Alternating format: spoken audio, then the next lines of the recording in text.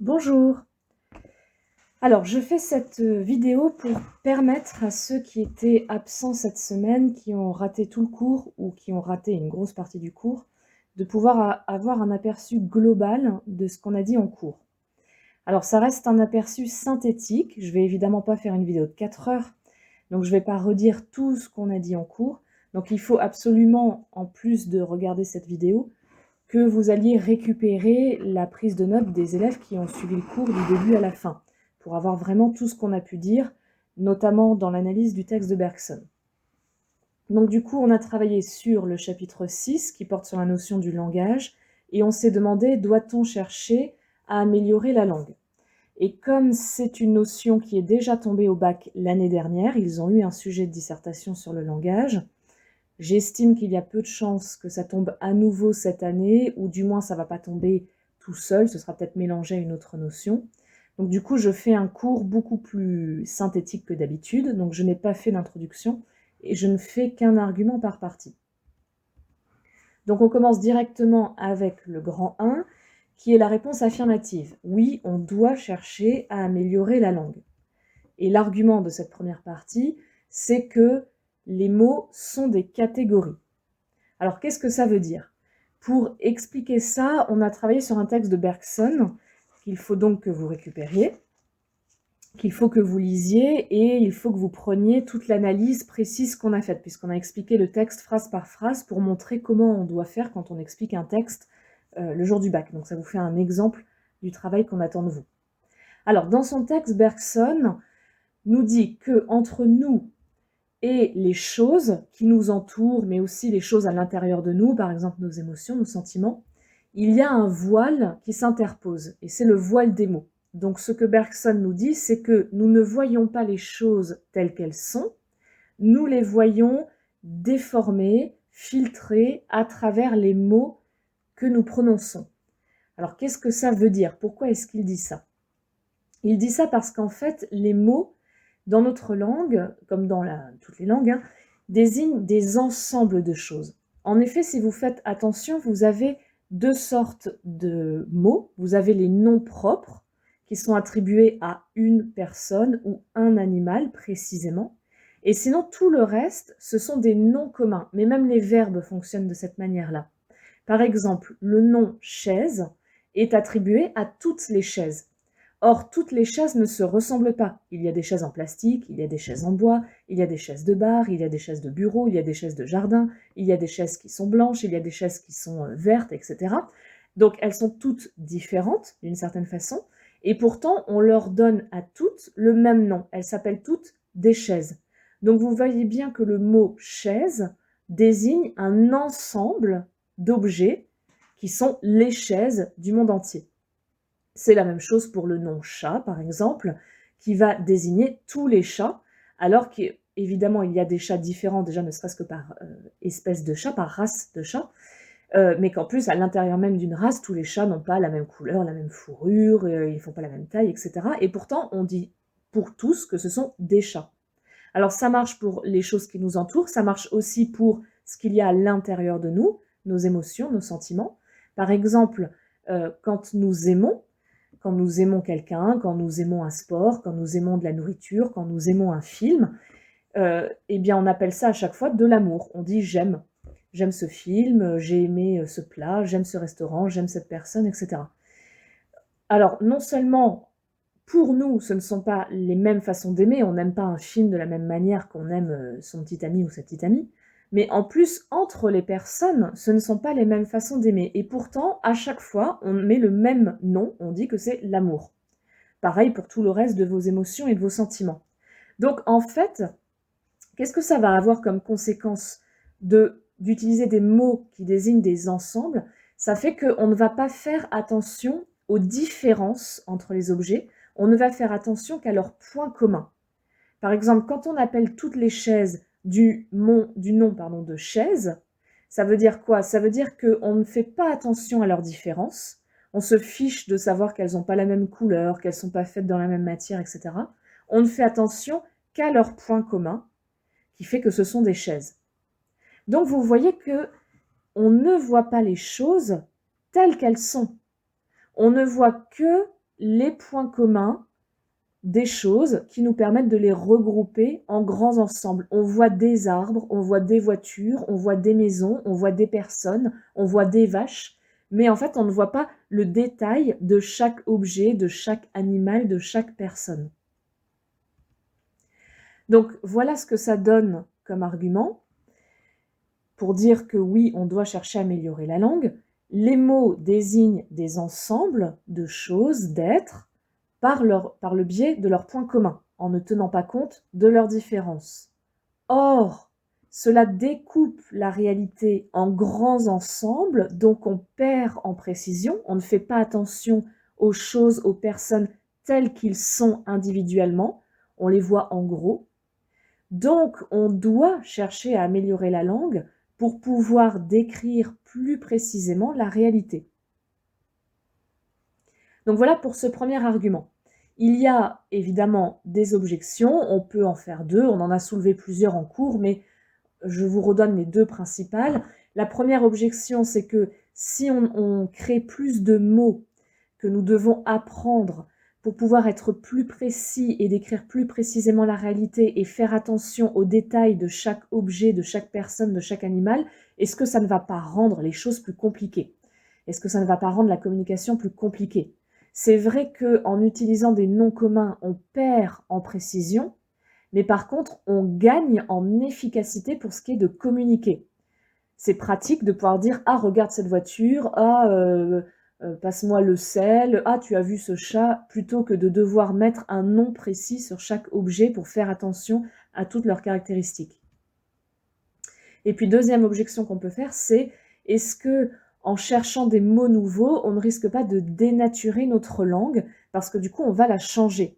Et on sait notamment que quand il s'agit de matière scientifique, pour créer des mots nouveaux, on va chercher les racines latines et grecques, mais quand il s'agit du langage de tous les jours, pour désigner les objets de tous les jours, les ordinateurs, les voitures, etc., ce que nous avons tendance à faire, c'est aller chercher des mots dans d'autres langues, et par exemple dans l'anglais, et à les intégrer dans la langue française. Donc, on pourrait dire qu'on est en train de dénaturer la langue sous prétexte de l'améliorer. Finalement, la deuxième réponse semble plus pertinente. Non, on ne doit pas chercher à améliorer la langue parce que notre langue est suffisamment riche. En effet, dans son texte, Bergson nous explique qu'il y a des êtres humains qui sont capables d'exprimer précisément ce qu'ils ressentent et ce qu'ils voient. Et ces personnes, qui sont les exceptions à la règle, ce sont les artistes. Et notamment, Bergson cite les artistes du langage, c'est-à-dire les poètes, les romanciers qui travaillent la langue, qui travaillent les mots pour pouvoir réussir à s'exprimer précisément. Ils ont plus de vocabulaire que nous, ils connaissent très bien le sens des mots, ils les mettent d'une certaine façon dans leurs phrases pour jouer sur les rythmes, sur les sonorités, sur les métaphores, sur les comparaisons, sur les figures de style. Donc ça nous montre que le problème ne vient pas de la langue a suffisamment de mots, suffisamment précis et suffisamment riches pour pouvoir exprimer précisément la réalité. Le problème vient de nous. C'est nous qui ne savons pas utiliser notre langue correctement. Nous ne connaissons pas assez de mots, nous ne savons pas mettre les mots dans une phrase de telle façon qu'on va pouvoir créer des images nouvelles, des métaphores, des figures de style, etc. Donc du coup, ça ne sert à rien de chercher à améliorer la langue, elle est très bien comme elle est. Ce qu'il faut plutôt chercher à améliorer, c'est nous-mêmes, c'est l'usage que nous faisons de notre langue. Alors là encore, il y a une objection. En effet, on dit des langues qu'elles sont vivantes. Une langue morte, c'est une langue que plus personne ne parle, et donc c'est une langue qui n'évolue plus. Le nombre de mots qu'elle contient est définitif, il ne changera plus, et les règles de grammaire, etc. ne changeront plus. Mais une langue vivante, c'est une langue que les gens parlent, et donc par là même, elle évolue. Il y a des mots nouveaux qui arrivent, il y a des nouvelles façons de parler, des nouvelles règles qui émergent, etc. Et donc ça, qu'on le veuille ou non, la langue, elle évolue, elle va changer. Donc si on dit non, non, non, on ne doit pas chercher à améliorer la langue, ne changeons rien, on va se retrouver face à un problème qui est que de toute façon, la langue va changer. Donc peut-être que c'est mieux de prendre en compte le fait que la langue change, quoi qu'on en veuille, c'est comme ça, et qu'il vaut mieux accompagner ces changements et ces évolutions, les encadrer pour pouvoir les pousser vers un mieux, vers une amélioration, plutôt que vers une dénaturation de la langue. Du coup, on en revient à notre grand 1. Alors, comment est-ce qu'on va se sortir de cette contradiction entre le grand 1 et le grand 2? On va se demander qu'est-ce que cache cette question sur l'amélioration de la langue. Ça n'est pas une question qui est neutre.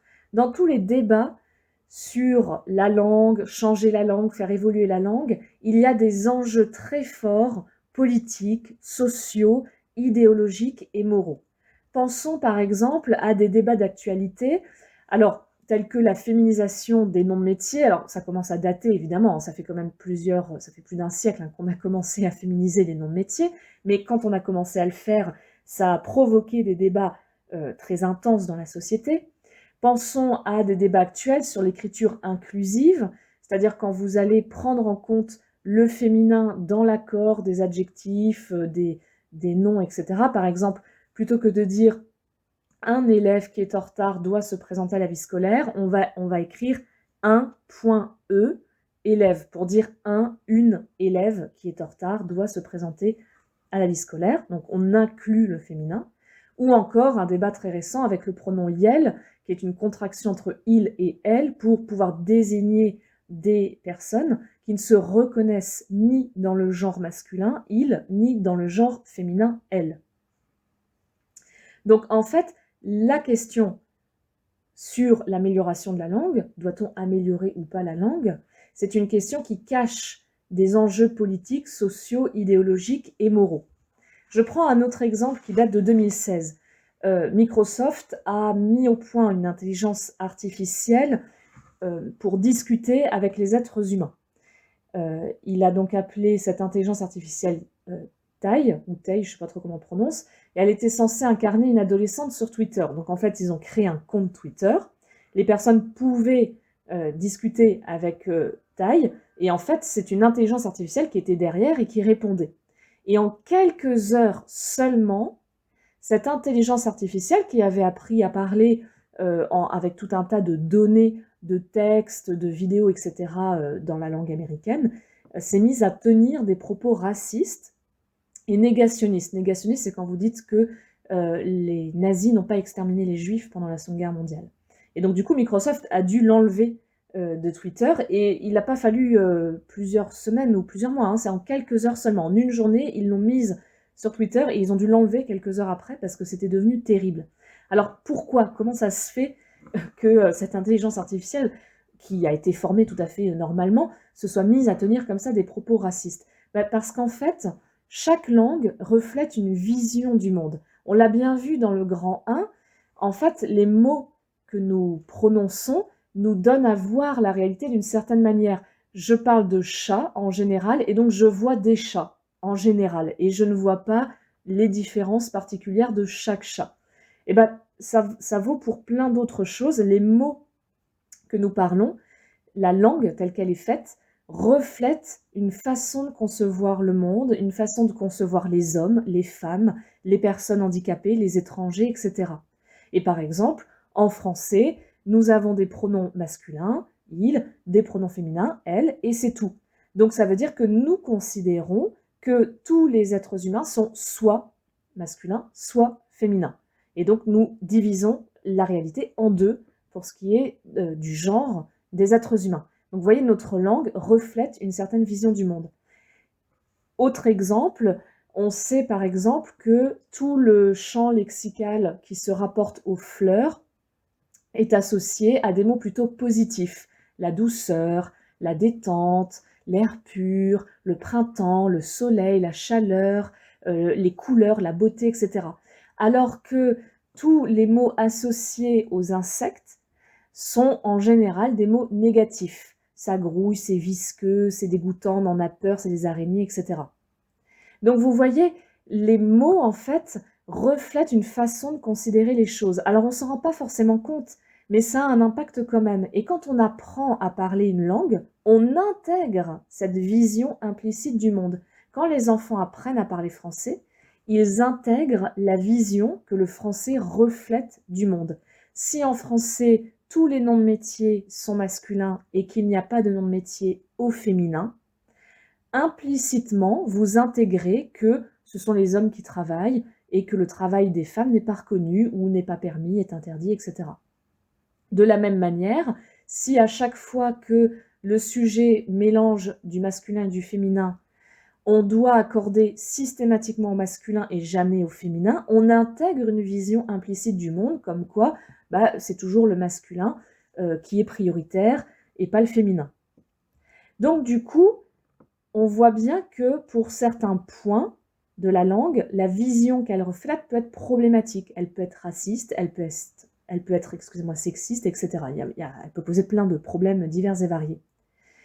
Et donc c'est dans ces conditions-là, dans ce cas-là, quand c'est nécessaire, qu'on doit améliorer la langue. Et là, il est intéressant de faire attention à ce petit mot, doit-on améliorer la langue? Est-ce qu'on a le devoir, c'est-à-dire un devoir moral d'améliorer la langue? Et la réponse là est oui. Quand une partie de la langue reflète une vision problématique du monde, qui n'est plus en accord avec nos valeurs sociales, par exemple l'égalité homme-femme, alors on a le devoir d'améliorer la langue. Alors, au terme de ce cours, on a pu du coup distinguer 3 idées, le langage, la langue et la parole. Le langage, c'est un système de signes articulés et interconnectés entre eux qui nécessite un effort de compréhension. Alors la définition peut paraître compliquée dite comme ça. Ce qui est important, c'est pas que vous l'appreniez par cœur, c'est que vous reteniez l'idée qui est derrière. Alors d'abord, un système de signes. C'est quoi les signes? En fait, on désigne par là les mots, que ce soit des mots parlés ou que ce soit des mots gestuels faits avec les mains, comme dans la langue des signes, des sourds et muets. Alors pourquoi on appelle ça des signes? Tout simplement parce que les mots renvoient à des choses. Par exemple, le mot ordinateur que je prononce là maintenant renvoie à l'objet, à la chose ordinateur qui est devant moi. Peut-être que vous n'avez pas d'ordinateur devant vous, mais si je prononce le mot ordinateur, il va renvoyer dans votre esprit à l'idée de l'ordinateur. Donc c'est bien un signe. Un signe, c'est quelque chose qui renvoie à autre chose. Alors, ces mots sont articulés parce que, tout simplement, ils sont organisés dans une phrase. On ne dit pas des mots tout seul. On ne dit pas juste ordinateur.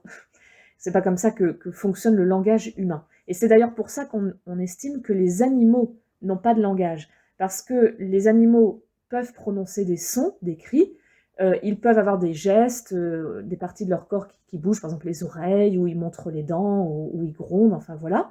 Mais ça n'est jamais articulé. Ils vont pas faire une phrase avec des sons qui s'articulent entre eux pour faire sens. Alors ensuite, on a dit que donc, ces mots, ils sont articulés dans une phrase, et ils sont aussi interconnectés.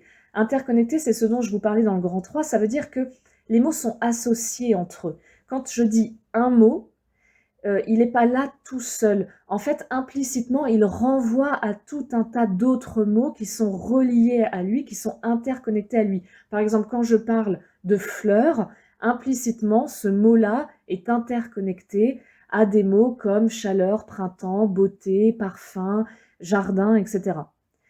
Et enfin, ces mots nécessitent un effort de compréhension. La personne qui vous parle, qui met des mots dans une phrase, comme moi en ce moment, qui fait plusieurs phrases, vous êtes obligé de vous concentrer pour comprendre le sens de ce que je suis en train de vous dire. Alors, après, c'est plus simple. La langue, c'est quoi? La langue, c'est l'adaptation particulière qu'un peuple fait du langage. Toutes les langues du monde entier sont du langage, donc ce sont des signes, il y a des mots, des phrases, etc. Et puis après, vous avez la langue de chaque peuple, donc il y a la langue française, la langue allemande, etc. Et la parole, tout simplement, c'est la verbalisation de la langue, c'est le fait de parler votre langue, de la prononcer avec la voix. Donc il faut faire attention puisqu'il y a des langues qui sont aussi signées, c'est-à-dire la langue des signes des sourds et muets n'est pas parlée, il n'y a pas de parole, mais il y a quand même une langue, ça relève quand même du langage. Il y a quand même des signes qui sont articulés, interconnectés et qu'il faut comprendre, pour lesquels il faut faire un effort de compréhension. Voilà, c'est la fin de ce cours. Donc encore une fois, n'hésitez pas surtout à aller récupérer la prise de notes complète des élèves qui ont suivi le cours, le texte de Bergson, et si jamais il y a quelque chose que vous ne comprenez pas, dès que vous revenez en cours, vous venez me voir, vous me posez vos questions. Et je finis par préciser qu'il faut réviser ce cours sur le langage pour le bac blanc dans 2 semaines.